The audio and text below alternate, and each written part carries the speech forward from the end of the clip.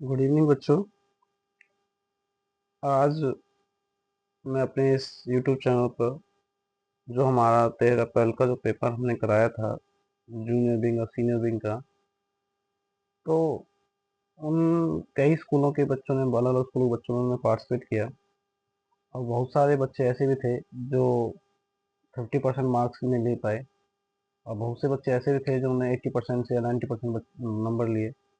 लेकिन फिर भी बहुत सारे क्वेश्चंस में बच्चों को डाउट था, या तो किसी को हो नहीं पाए हैं या उनको कॉन्सेप्ट क्लियर नहीं थे।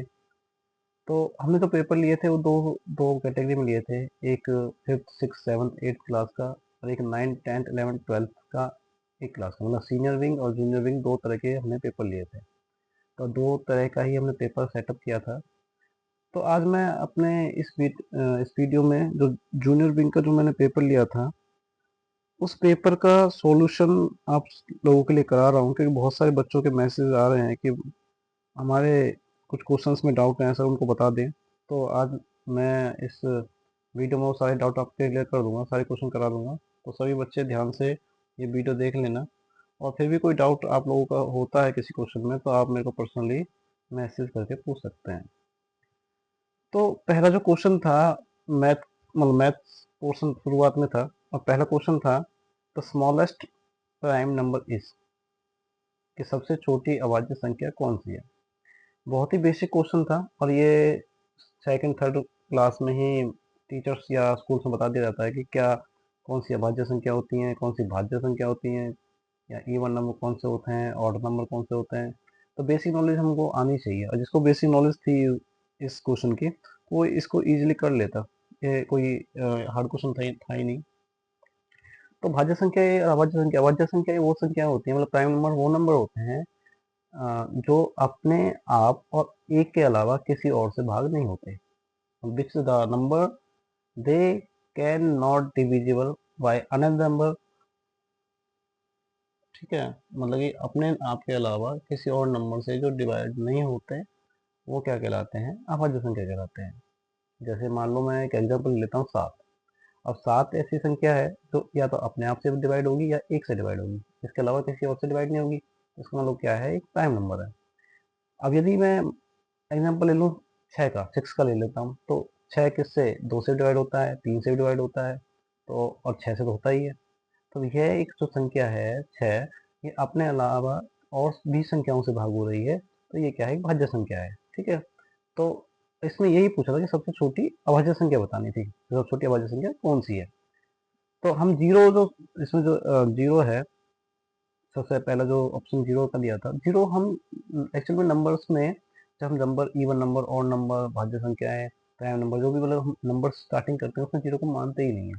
जीरो कोई वैल्यू हम रखते नहीं है, तो हम स्टार्टिंग एक से ही करते हैं।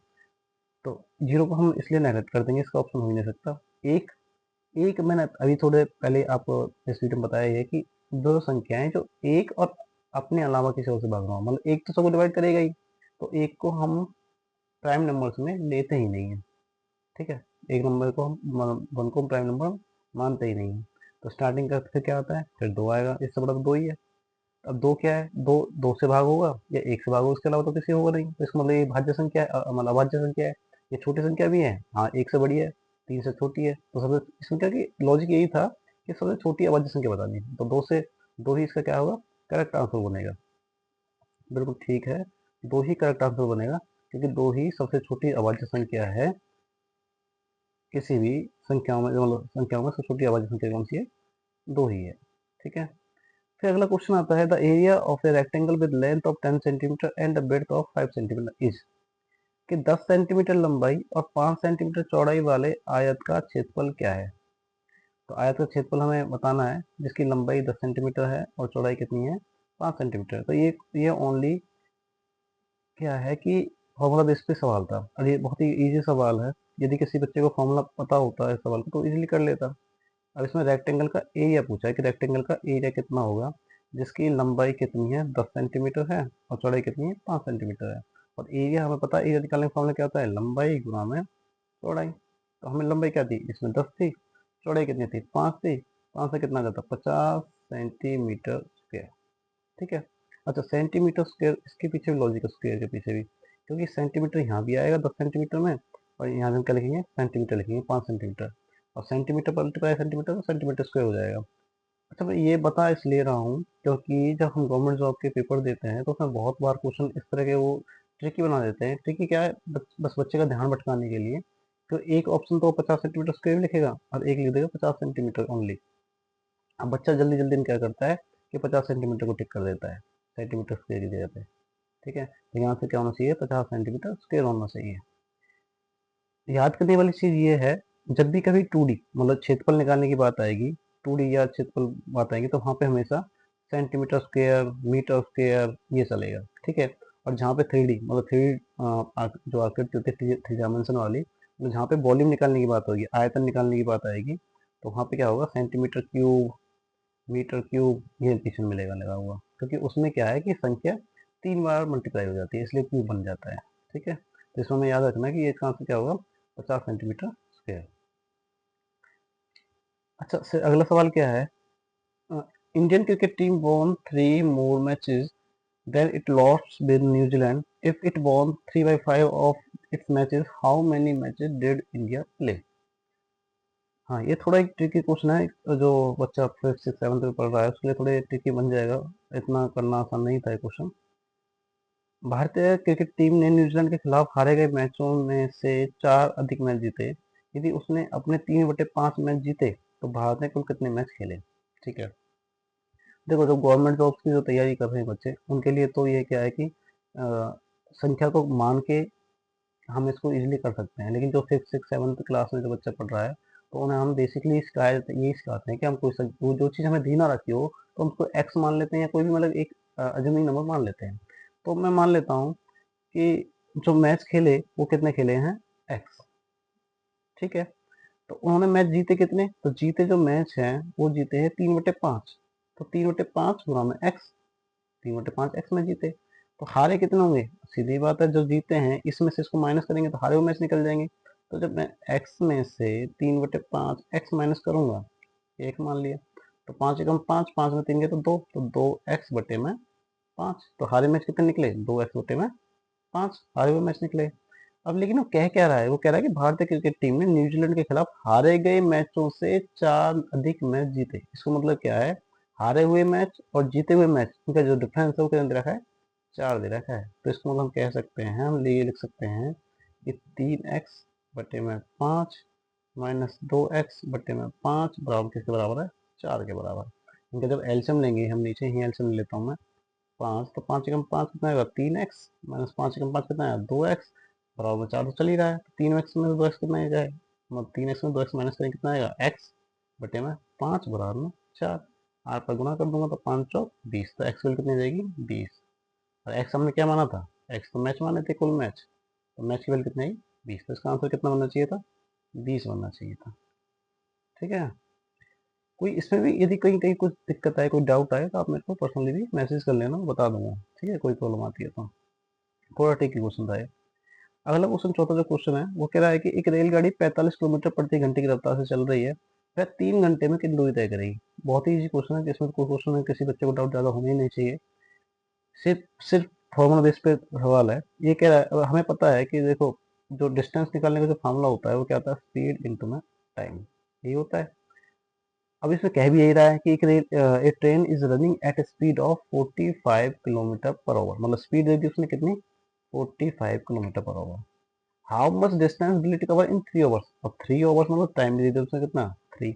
और क्या डिस्टेंस कर रहा है, डिस्टेंस विल इट कवर मतलब डिस्टेंस हमें निकालनी है, डिस्टेंस हमें निकालनी है, तो इसके मल्टीप्लाई कर देंगे, 3 पंजे 15, 5 हासिल 1, 3 चौक 12, 13, कितना है 135। तो आंसर कितना आना चाहिए था इसका, 135। ठीक है,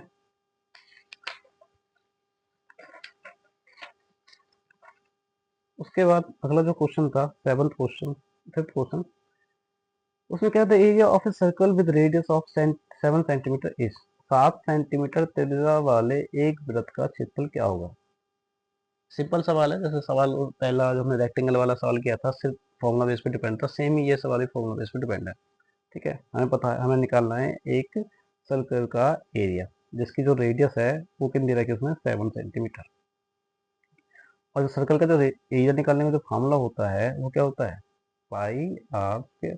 ठीक है, पाई की वैल्यू हमें पता होती है कितनी होती है, 22/7। और आर की वैल्यू कितनी रखी है, 7। तो 7 गुना में 7, 7 से 7 कट जाएगा, 7 गुना से मल्टीप्लाई कर देंगे, कितना आएगा, 7 दूनी 14 4, हासिल 1, 7 दूनी 14 1 15 है। तो कितना आएगा, 154। और सेंटीमीटर में, क्योंकि यहाँ भी सेंटीमीटर है और यहाँ भी सेंटीमीटर, 7 सेंटीमीटर 7 सेंटीमीटर, तो इसलिए कितना आएगा, 154 सेंटीमीटर। तो आंसर कितना चाहिए था, 154। ठीक है, अगला question, 6th question, what is the value of √3 square plus 4 square. हाँ, ये बच्चे जब पाइथागोरस का, जब हम पाइथागोरस के बारे में पढ़ते हैं, पाइथागोरस के जो सवाल हम करते हैं, तो ट्रिपलेट वाले जो सवाल होते हैं ये आते हैं, है ना। ट्रिपलेट वाले सवाल हम इसे कहते हैं। तो उसमें इसमें मतलब सिंपली जो बच्चे इसको सॉल्व करते हैं उस तरह सॉल्व कर लेता हूँ कि इसमें जो वैल्यू दे रखी है कि √3 स्क्वायर प्लस में 4 स्क्वायर की वैल्यू हमें निकालनी है। मैं मान लो 3 का स्क्वायर कर देता हूँ, तो 3 3 9, 3 into 3 9 हो जाएगा, प्लस में 4 बाई जा 4, 4 जा 16 हो जाएगा, 16 और 9 कितना हो जाएगा, 25, 125। और 125 वैल्यू कितनी होती है, 5। तो आंसर कितना आ जाएगा, 5। ठीक है, सिंपल था ये तो बिल्कुल ही। फिर 7वां सवाल, एक rectangle with all 3 sides of different length is called. क्या कह रहा है कि जिस त्रिभुज की तीनों भुजाएं अलग अलग लंबाई की हों तो उसे क्या कहते हैं। ठीक है, इसमें 4 ऑप्शन दे रखे हैं और चारों ही ट्राइंगल के इसमें एग्जांपल दे रखे हैं। तो मैं चारों ट्राइंगल के बारे में आपको बता देता हूँ कौन कौन से ट्राइंगल होते हैं। तो इक्विलेटरल ट्राइंगल मतलब समभुज त्रिभुज क्या होता है। अब इसमें सब हिंदी के वर्ड में लिखा होता है, इंग्लिश वर्ड होता है इक्वू, मतलब इक्वल हो जो, और समभुज मतलब समान हो, और भुज मतलब भुजाएं हो, तो जिसकी सारी भुजाएं समान हो वो क्या कहलाता है, समभुज त्रिभुज। मतलब कि मैं ऐसा त्रिभुज मान लेता हूँ जिसकी सारी भुजाएं बराबर हों, सारी भुजाएं कैसे हों, बराबर हों, तो क्या कहलाएगा, समभुज त्रिभुज। समद्विभुज त्रिभुज मतलब कि सम मतलब समान और द्वि मतलब दो, जिसकी दो भुजा समान हो। तो मतलब कि ऐसा त्रिभुज जिसकी सिर्फ दो भुजा समान हो वो क्या कहलाएगा, समद्विबाहु त्रिभुज। ठीक है, समद्विबाहु त्रिभुज मतलब आइसोस्केलेस ट्रायंगल। स्केलेन ट्रायंगल मतलब विषमबाहु त्रिभुज। अब विषम मतलब समान ना हो कोई भी भुजा, भुज मतलब कोई भुजा, तो सीधी बात है कोई ऐसा ट्रायंगल बना लो तो अपनी तरफ से ऐसा बना लो, तो जिसकी कोई भी भुजा बराबर ना हो तो क्या कहलाएगा, विषमबाहु त्रिभुज। Right angle triangle, right angle मतलब क्या होता है, जिसका एक कोण 90 डिग्री का हो, जिसका एक कोण कितना हो, 90 डिग्री का हो, क्या कहलाता है, राइट एंगल ट्रायंगल कहलाता है, समकोण त्रिभुज कहलाता है। ठीक है, समकोण समान कोण पे जो काटे। ठीक है, तो समकोण त्रिभुज क्या है, एक कोण से 90 डिग्री बनेगा वो समकोण त्रिभुज कहलाएगा। तो क्वेश्चन में क्या कह रहा है, जिस त्रिभुज की तीनों भुजाएं अलग अलग लंबाई की हो उसे क्या कहते हैं, तो उसे क्या कहते हैं, जैसे अभी बताया मैंने, जिसकी भुजा सब अलग अलग हो तो क्या कहलाता है, विषमबाहु त्रिभुज मतलब स्केलन ट्रायंगल। क्या कहलाएगा, स्केलन ट्रायंगल। ठीक है, फिर अगले क्वेश्चन पाएंगे, 8th क्वेश्चन।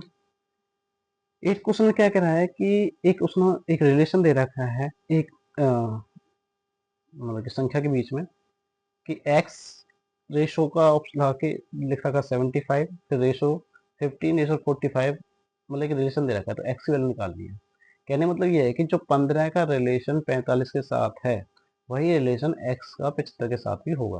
तो हम पहले 15 का रिलेशन 45 से देख लेते हैं कि 15 का रिलेशन 45 से है क्या। अब 15 के पहाड़े में या तो ये 45 उसके पहाड़े में होगा या मल्टीपल होगा या इसमें प्लस करके बना, कुछ ना कुछ करके बना ही होगा जो रिलेशन है। तो 15 का आप देखते हैं कि 15 पहाड़े में 45 आता है, 15 में 30, 15 45, और 15 थ्री जा 45, मतलब 3 के मल्टीपल में आता है। तो सीधी बात है जो ये संख्या होगी ये भी इसके 3 के मल्टीपल में होगी, मतलब इसका 3 गुना ही ये संख्या होगी। तो मैं कह सकता हूँ कि 3x, 3 का मल्टीपल 3x, 3 का गुना कर देंगे 3x बराबर किसके होगी, 75 के। इसका मतलब फिर एक्स वैल्यू निकालेंगे तो क्या आएगा, 75 बटे में 3, तो कितने कट जाएगा, 25 पे, 25 3 75। तो एक्स वैल्यू कितनी आ गई, 25। मतलब जो रिलेशन इसके साथ है वही 25 का रिलेशन इसके साथ हो, तो देखो तुम करके देख लो, 15 दिया 45 और 25 दिया 75। ठीक है, फिर अगला सवाल 9th क्वेश्चन। 9th क्वेश्चन क्या कह रहा है कि find the sum of 3/10 plus में 5/100 प्लस में 8/1000 इन डेसिमल फॉर्म। 3/10 प्लस में 5/100 प्लस में 8/1000 का दशमलव रूप में योग क्या होगा, दशमलव रूप में योग क्या होगा। देखो ऐसे सवालों को, जब कोई सवाल ऐसे आते हैं तो हम छोटे बच्चे जो क्या करते हैं, इसका एलसीएम निकालेंगे, एलसीएम निकाल के फिर इसको प्लस करेंगे, बहुत लंबा सवाल हो जाता है ना। तो हम इसको सिंपली एक तरीके से कर सकते हैं क्या, कि हम जैसे अब ये तो सबको ही पता होता है कि जिसके बट्टे में जितनी जीरो उतने ही पॉइंट के मतलब इतनी ही संख्या के बाद में पॉइंट लगता है। तो जब मैं 3/10 करूँगा तो मैं इसको लिख सकता हूँ 0.3 लिख सकता हूँ आराम से 3/10 को। 5/100 को क्या लिख सकता हूँ, ये दो दो जीरो हैं तो सीधी बात है इसके मतलब पॉइंट लगाने से पहले दो जीरो दो संख्या होनी चाहिए। इसका मतलब हम पॉइंट लगाएंगे तो 0.05 यही तो लगाना पड़ेगा, क्योंकि दो जीरो हैं तो दो पॉइंट के बाद दो अक्षर भी होने चाहिए। ठीक है, दो अक्षर लगा दिए। अब दो अक्षर एक अक्षर था, दो बनाने के लिए क्या करना, अगर आगे हमने जीरो लगा दी इसकी। ठीक है, ठीक है, ये कितने जीरो, 3 जीरो, तो 3 जीरो सीधी बात है, 3 जीरो करने के लिए हमें दशमलव के बाद में 3 संख्या होनी जरूरी है, लेकिन यहाँ संख्या तो एक है तो इसके आगे हम क्या करेंगे, 2 जीरो और लगा देंगे जिससे संख्या 3 संख्या बन जाए। तो हम क्या लिखेंगे 0.008। अब इनको क्या ये प्लस कर रखें तो हम इनको प्लस कर देंगे, तो 8 का तो 8 ही आ गया, 5 का 5 आ गया, 3 का 3 आ गया, पॉइंट यहाँ पे चल ही रहा है 0.358। 0.358 है यहाँ पे, इन दोनों में तो नहीं है। अच्छा हाँ ये रहा, डी ऑप्शन है इसका, क्या आंसर आ जाएगा, डी। कितना आंसर आएगा इसका, डी 0.358। फिर अगला क्वेश्चन है 10वां, यहीं पे कर देते हैं कि the smallest number divisible by 6, 9 and 15, मतलब कि 6, 9, 15 से विभाज्य होने वाली भाग होने वाली सबसे छोटी संख्या कौन सी है। अब ये जो सवाल जो दे रखा है इसको देख के समझ आना चाहिए था बच्चे को कि ये खाली एलसीएम पूछ रहा है। ठीक है, लीस्ट कॉमन मल्टीपल कह सकते हैं, जैसे इंग्लिश में मुझे याद है यही बोलते हैं सर, लीस्ट कॉमन मल्टीपल, वह सबसे छोटी संख्या जो इन तीनों संख्याओं से भाग हो जाए तो वो उसका एलसीएम ही होगा। अब सीधी बात है, या तो तुम लोगों में इतना मतलब कि तुम जब पहाड़े पढ़ोगे तो सीधी बात तुम्हें याद होनी चाहिए कि 6, 9, 15 से ऐसी संख्या कौन सी है इन चारों में जो सबसे भाग हो रही हो। अब 6, 45 के पहाड़े, 6 जो 45 जो है वो 6 से डिवाइड हो सकता है, नहीं हो सकता, लेकिन 9 और 15 से हो सकता है, लेकिन 6 से नहीं हो सकता, तो ये ऑप्शन होगा नहीं।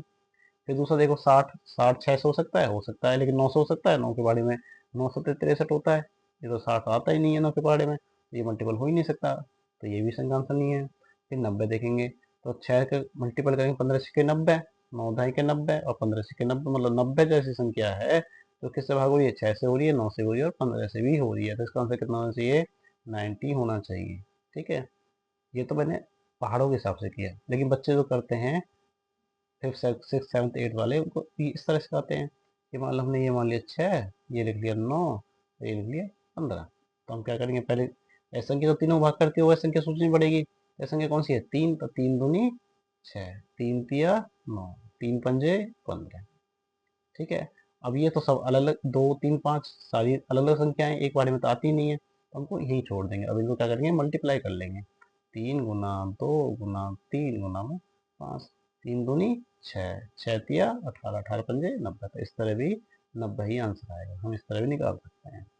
ठीक है, मैथ के 10 ही क्वेश्चन दिए थे, ठीक है, ज़्यादा हार्ड क्वेश्चन थे भी नहीं, एक क्वेश्चन, एक दो क्वेश्चन को छोड़ के तो इजी क्वेश्चन थे। फिर भी बच्चों आप लोगों को यदि कहीं भी डाउट आता है तो आप मेरे को पर्सनली कॉल मैसेज करके पूछ लेना। ठीक है, उसके बाद इंग्लिश थी 11th question, choose the opposite word of participate.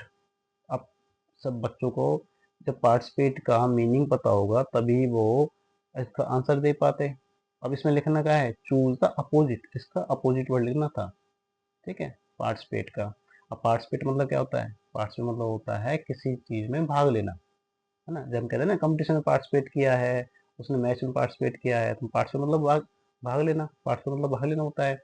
तो इसका अपोजिट क्या हुआ, भाग लेना मतलब अपोजिट निकल जाना, उसे बाहर हो जाना, यही तो हम क्या करेंगे, पार्टिसिपेट का उल्टा ढूंढेंगे, उल्टा कौन सा बनेगा।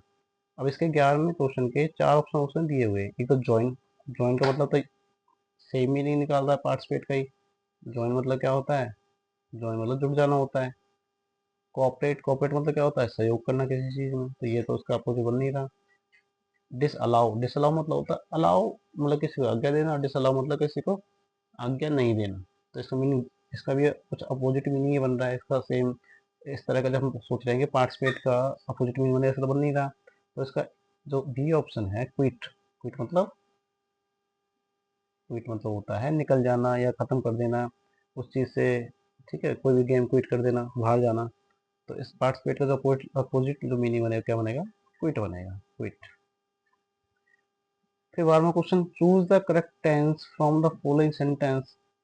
अब इसमें हमें क्या है कि एक लाइन दी हुई है और हमें क्या है करेक्ट टेंस निकालना है, किस टेंस का है ये। जब हम टेंस पढ़ते हैं ना, पास्ट प्रेजेंट फ्यूचर, ये पास्ट प्रेजेंट फ्यूचर में भी past indefinite, past continuous, past perfect, इस तरह का, तो उनमें से बताना था कि ये सेंटेंस जो है वो इन चारों में से किसका है। मतलब सी इज लिख रहा है, सी इज राइटिंग ए लेटर, तो ये कौन सा सेंटेंस है।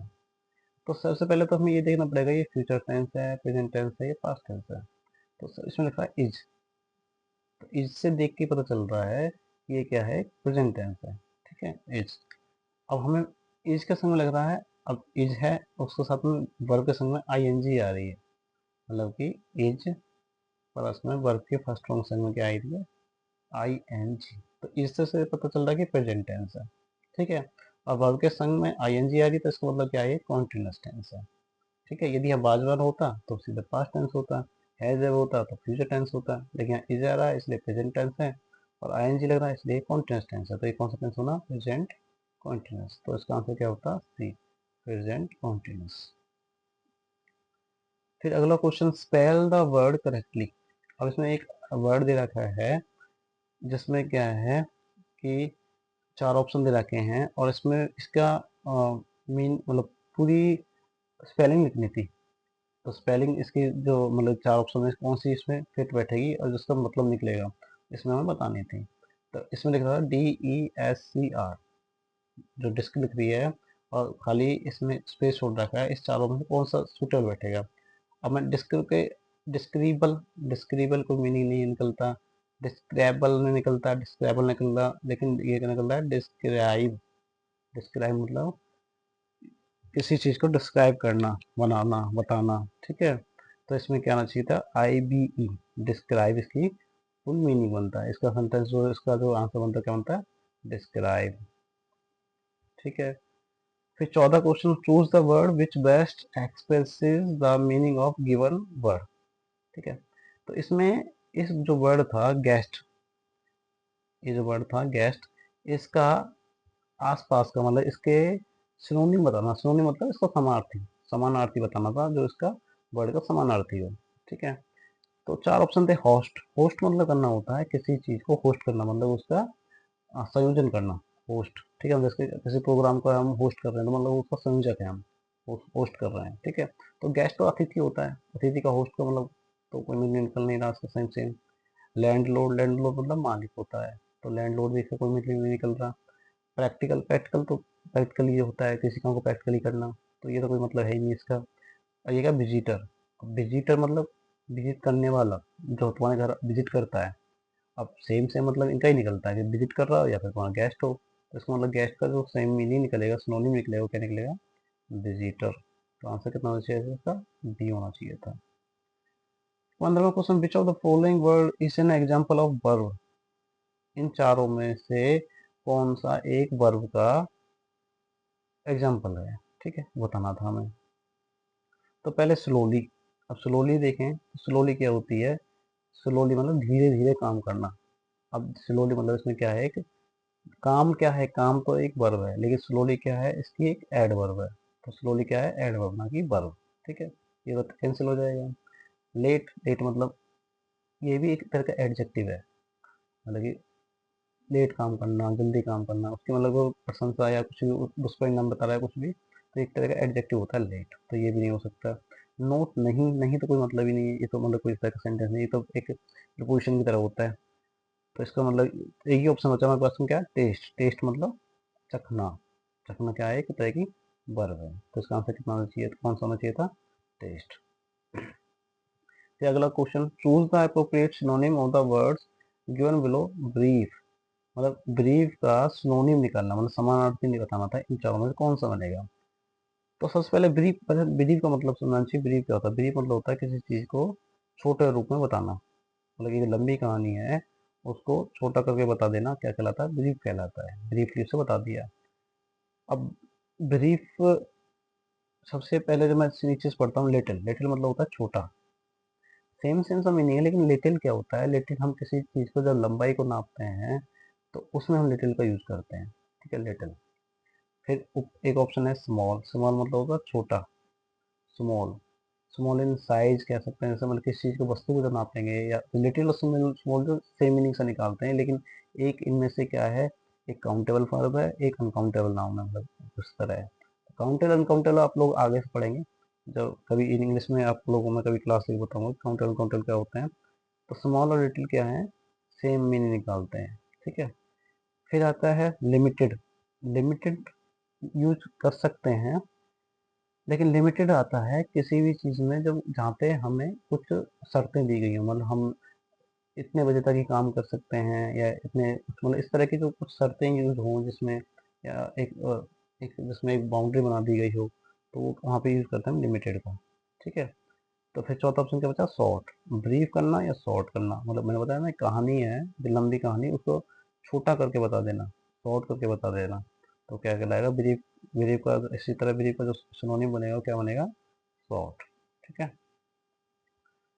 फिर अगला question, choose the correct preposition in the following sentence. अब प्रीपोजिशन बतानी थी इसमें, कि पहले तो प्रीपोजिशन होते ही क्या है, जो भी मतलब कि वो कह सकते हो तुम, वो कुछ शब्द जो किसी सेंटेंस को पूरा करें या उसकी पोजीशन, स्थिति को बताएं, वो क्या कहलाती हैं, प्रीपोजिशन कहलाती हैं, ठीक है। तो अब ये चार, एक लाइन दे रखी थी, go and sit dash you seat please, तुम वहाँ जाओ और अपनी सीट पर बैठ जाओ, ठीक है। अब इन चारों में से बताना था कि इनमें से कौन सा वर्ड इनमें, इसमें सूटेबल होगा, ठीक है। तो अब कुर्सी पे, कुर्सी पर, ठीक है, कुर्सी पर बैठना है, तो जहाँ कहीं भी कुर्सी पर आ जाए ना, कि इस पर खड़े हो जाओ, उस पर बैठ जाओ, ऊपर आ जाए, तो वहाँ पे हम क्या लगाते हैं, ऑन लगाते हैं। क्या लगाते हैं, ऑन। और जहाँ पे आए कि इसमें, अंदर, इस घर में, इस कार में, या कुछ भी, जहाँ में की बात आए तो वहाँ क्या लगाते हैं, इन लगाते हैं, ठीक है। वहाँ पे क्या लगाते हैं, इन लगाते हैं। जहाँ पे कोई समय की बात हो रही हो, या किसी के सहारा लेके हम खड़े हों, या किसी के मतलब कि किसी के मतलब क्या है ना, साथ में खड़े हो जाएं, तो हम क्या लगाते हैं, एट लगाते हैं, ठीक है। देखिए इसमें और टू तो एक तरह का क्वेश्चन है जो किसी हमारे कह सकते हैं सहायक की तरह, दिशा का जो बताता है, दिशा के बारे में बताता है, या एक डेस्टिनेशन के बारे में जो बताता है, वो क्या कहलाता है, वहाँ पे हम टू लगाते हैं, ठीक है। तो go and sit dash you seat please, तो तुम जाओ और कुर्सी पर बैठ जाओ, तो कुर्सी पर बैठ जाओ उसका मतलब क्या आना चाहिए था, यहाँ पे ऑन आना चाहिए था, तो ऑप्शन कौन सा बनता, ए। इसका ऑप्शन क्या होना चाहिए था, ए, ऑन। अगला question, fill in the blanks with the correct article from the oppositions, this year I will see dash red food. तो इसमें हमें आर्टिकल बताने थे कि इस चारों तीनों आर्टिकल में से कौन सा आर्टिकल इसमें आएगा। तो पहले तो हमें ये पता होना चाहिए कि आर्टिकल जो तीनों हैं वो कहाँ कहाँ यूज होते हैं। तो देखो जहाँ पे वोवल्स आते हैं, ए ई आई ओ यू आते हैं, वहाँ पे हम क्या यूज करते हैं, एन का यूज करते हैं। जब वोवल्स नहीं आते, वहाँ क्या लगाते हैं, हम ई लगाते हैं। और जहाँ भी कोई मशहूर चीज़ जिसको लोग पहले से ही जानते हैं, तो हम क्या इसका यूज करते हैं, द का यूज करते हैं।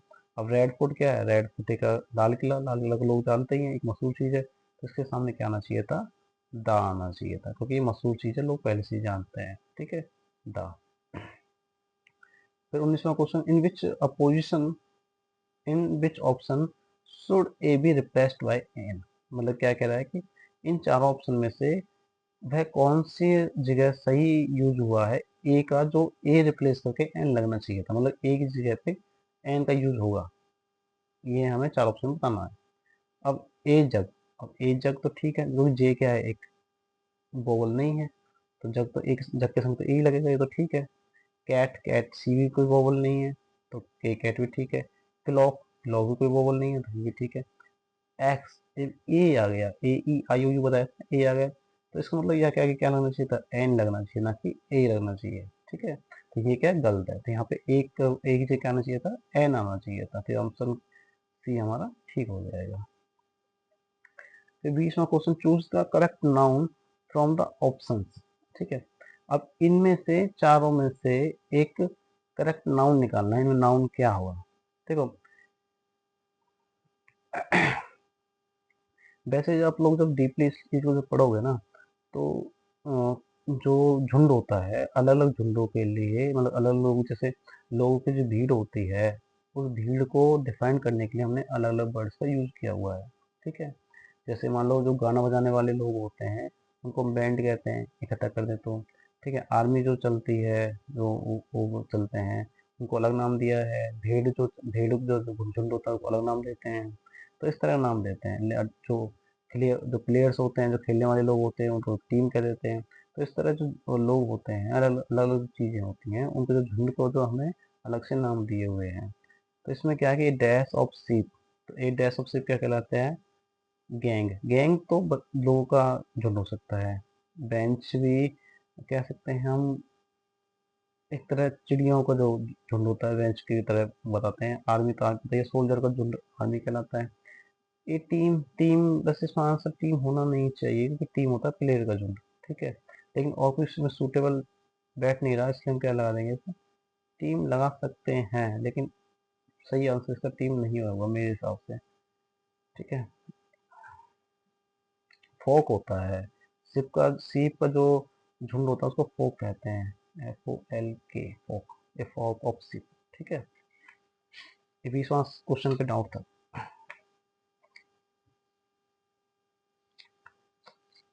फिर अगला क्वेश्चन हिंदी के क्वेश्चन दिए हुए हैं।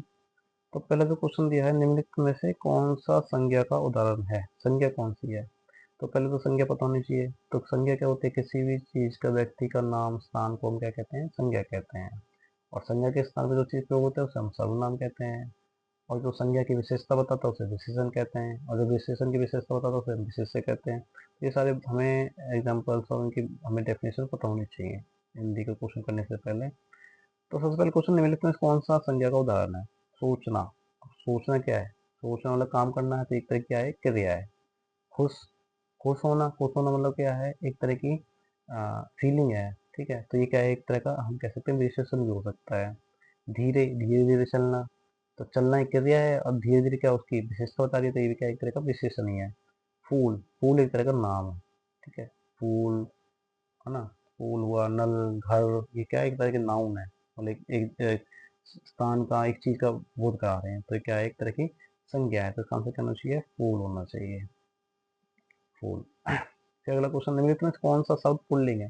स्त्रीलिंग, पुल्लिंग, ये तो पता ही है। जो व्यक्ति के मतलब ये मनुष्य है, आदमी के बारे में बताया पुल्लिंग है, जो स्त्री वाले में बताया वो स्त्रीलिंग है, ठीक है? तो पता नदी, नदी क्या है? नदी से पता चलता है कि लड़के स्त्रीलिंग का बोध करा रही है, नदी। किताब, ये भी स्त्रीलिंग ही है। फूलदान स्त्रीलिंग है। सूरज, सूरज क्या है? पुल्लिंग का उदाहरण है, सूरज। ये चीजें तुम जब लगातार पढ़ोगे तो अपना आप ही क्लियर होने लगेंगे कौन सा पुल्लिंग है, कौन सा स्त्रीलिंग है। इसका कोई ज्यादा एग्जाम्पल है नहीं, मतलब डेफिनेशन इस चीज की। अगला क्वेश्चन, रामचरितमानस के रचयिता कौन है? तो रामचरितमानस किसने लिखी थी? इसमें तो ऑप्शन देखने की जरूरत ही नहीं है। इसका पहला आंसर क्या आंसर है? तुलसीदास। रामचरितमानस किसने लिखी थी? तुलसीदास ने। और महाभारत किसने लिखी थी? वेद व्यास ने। महाभारत किसने लिखी? वेद व्यास ने। रामचरितमानस तुलसीदास, ठीक है? अगला क्वेश्चन, निम्नलिखित वाक्य में त्रुटि बताइए, मतलब गलती बताएं। त्रुटि मतलब गलती बताएं, कहाँ गलती कर रखी है? वह विद्यालय वह विद्यालय जाता है, जाता है, इनकी बिंदी लगाई हुई है।